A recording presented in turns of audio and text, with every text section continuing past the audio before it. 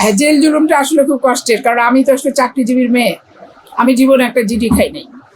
তো সেই মানুষটা যখন আমি 111-এ বেগম খালেদা জিয়ার সাথে এমপিদের কথা বলাতে যে চাঁদাবাজির মামলায় পড়লাম, এবং আমাকে পরের দিনকেই আমাকে ধরতে চলে আসলো এবং 3 মাসে আমাকে সাজা দিয়ে দিল। আমার 3টা ছোট ছোট বাচ্চা, আমার স্বামী এনায়েতুর রহমান বাপ্পির কাছে গাড়ি ছিল, সেই গাড়ির অপরাধে ও খোঁজ নিতে গেছিল, খোঁজ নিতে যেয়ে ওকে ধরে 16 মাস ডিটেনশন দিয়ে দিল। তো এটা আমার জীবনে মানে মনে হচ্ছিল যে মাটি ফাঁক করে যাতে ঢুকে যাই, এরকম পরিস্থিতিতে যে পড়তে হবে। কারণ আমরা কোনো চাঁদাবাজি করি নাই, টেন্ডারবাজি করি নাই, মানুষের কাছে চাকরি দিব বলে পয়সা নিই নাই, কোনো কিছু খারাপ কাজের সাথে জড়িত না, কিন্তু সাফারিংসটা খুব বেশি হয়ে গেছিলো।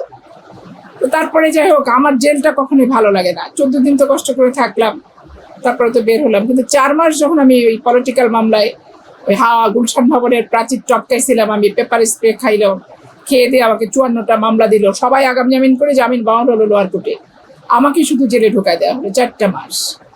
যতই জামিন হয় আবার নতুন করে মামলা দেয়, নতুন করে মামলা দেয়। খুব কষ্ট, খুব যন্ত্রণা, খুব নির্মম, নিষ্ঠুর। আর জেলের ভিতরে অনেক অবিচার, অনেক অনিয়ম, অনেক স্বেচ্ছাচারিতা, এবং ওইটা একটা জঘন্য প্রকৃতির শাসন।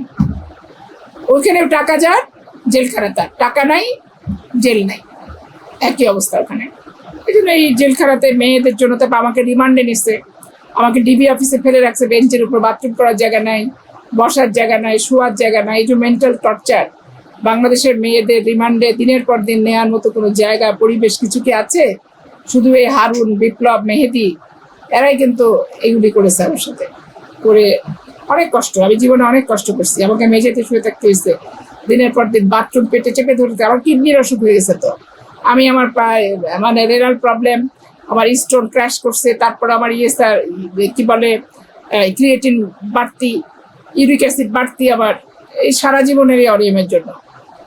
ঠিক আছে, আবার হাঁটু রিপ্লেসমেন্ট করতে হলো, কারণ আমি মিটিং ড্যাং মারা অনেক কিছু। আমার হাঁটুতে লোহার রড দিয়ে মারছে যখন বেগম খালেদা জিয়ার বাসা দিতে চাচ্ছিল, আমি ওখানে গেছিলাম অর্ডারটা নিয়ে কোর্টের।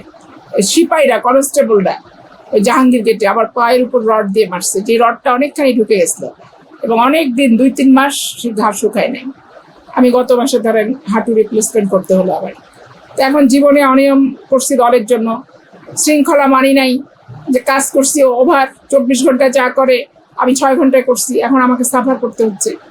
এই জন্য জেল মেয়েদের জন্য ঠিক না, ভালো না। রিমান্ডের পরিবেশ নাই, কিন্তু রিমান্ডে অনেকবার আমাকে দিচ্ছে।